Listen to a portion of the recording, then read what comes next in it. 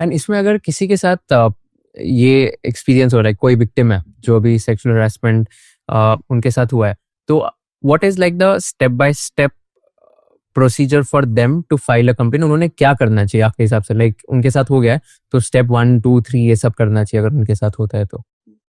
So I think Ajay ने इस point को ब्रीफली कवर किया था कि ये प्रोसेस एक बहुत टाइम बाउंड प्रोसेस है, right? And there are some expectations on the complainant जब वो एक कंप्लेंट फाइल कर रही हैं, जैसे कि verbal complaints are not entertain under the law, anonymous complaints are also not entertained under the law. So law expect करता है कि जो कंप्लेनेंट है वो एक आइडेंटिफाइबल पर्सन है, जो उनकी कंप्लेंट है वो भी डॉक्यूमेंटेड है। क्यों? क्योंकि हमें principles of natural justice follow करने होते हैं। इसका मतलब क्या है कि जो रिस्पोंडेंट है उनके पास एक फेयर अपॉर्चुनिटी होनी चाहिए कि वो एक डिटेल्ड कंप्लेंट को अपने सामने देखें, स्पेसिफिक इंसिडेंट्स को देखें और उस पर अपना पक्ष रख सकें, राइट? तो वो कब रख पाएंगे? जब उनके सामने एक डिटेल कंप्लेंट है और उनको भी एक अपॉर्चुनिटी दी जा रही है to comment on the same, right? So इसीलिए लॉ कुछ सर्टेन एक्सपेक्टेशंस रखती है, जैसे कि लिमिटेशन पीरियड। सो आपको ये एक तरह से इंश्योर करना चाहिए कि if you want to take action, you do that within a specified time frame. So जैसे कि अजय ने मेंशन किया कि 3 months is the original timeline. कभी कभी सर्कमस्टांसेस को ध्यान में रख के इंटरनल कमिटी अनदर 3 months के लिए उस टाइमलाइन को एक्सटेंड कर सकते हैं। सो आप जो अपनी रिटन कंप्लेंट बना रहे हो, ensuring that the what, the when and the where are properly captured in that complaint, वो important है।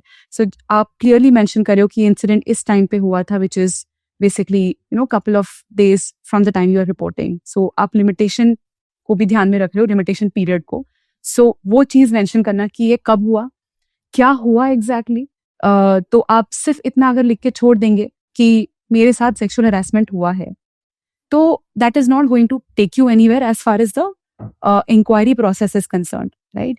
सो you have to also describe what happened, क्योंकि जैसा कि मैं आपको बता रही थी कि इंटरनल कमिटी की रिस्पॉन्सिबिलिटी होती है सबसे पहले ये सर्टेन करना कि ये सेक्सुअल हरासमेंट कंप्लेंट है या नहीं। So if they don't know what incident she is reporting about, they will not be able to make that assessment, right? So mentioning what happened is also important, and where happened, because again workplace का wide dimension है, but इतना भी नहीं है कि वो completely private incidents को भी एक तरह से cover कर रहा है जिसका कोई impact whatsoever है नहीं in the organization. So you have to be mindful that when you are preparing that complaint, these aspects are properly covered.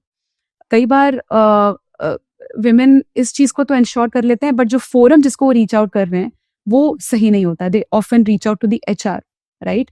But आपको ये समझना पड़ेगा, और ये सुप्रीम कोर्ट बहुत क्लियर शब्दों में बोल चुका है कि इंटरनल कमिटी ही इन कंप्लेंट्स को देख सकती है। No other body in the organisation can look into these complaints. So आपकी कोई एथिक्स कमिटी होगी, आपकी HR की कोई कमिटी होगी, none of them can actually look into this complaint. So reporting it to the right forum is also important. So ये आपके कुछ first few steps हैं जो आप करेंगे। Obviously internal committee के पास जैसे ही complaint आएगी, they will make the assessment कि हाँ ये sexual harassment का complaint है। They will try to maybe ask you further questions अगर उनको लगता है कि कुछ incidents बहुत adequately described नहीं है। So they'll probably have a meeting with you and they will assist you in having a detailed perspective documented. जब वो process हो जाएगा, then internal committee की responsibility है to forward that complaint to the respondent, and respondent अपना point of view रखेंगे, and then the entire inquiry process starts where both parties get a chance to cross-examine each other, ask each other questions, so that दूसरे party के जो version of events हैं उनमें आप loopholes identify कर पाओ और उसको कमेटी के सामने रख पाओ। सो एक पूरा प्रोसेस चालू हो जाता है from the time when both parties present their respective statements.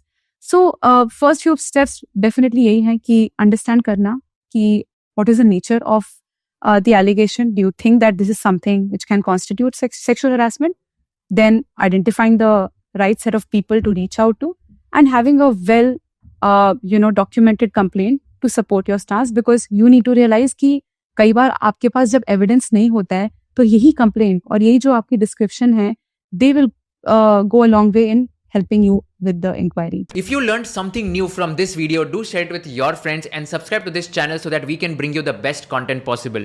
Also, if you want to watch this entire episode, click on the link in the description box and you can go to Kushal Lodha YouTube channel and watch the entire podcast episode. Thank you so much for watching this and have an amazing day.